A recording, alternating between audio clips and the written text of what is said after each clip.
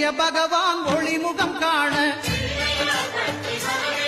அங்கு கற்பக தருவின் நெற்றியில் மலரும்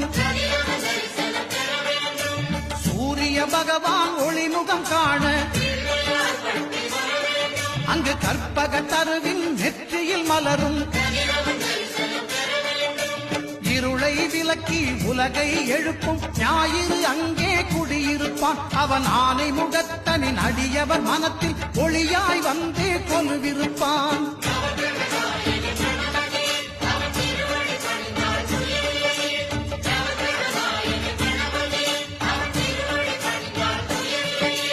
ஒன்பது கோளும் ஒன்றாய் காண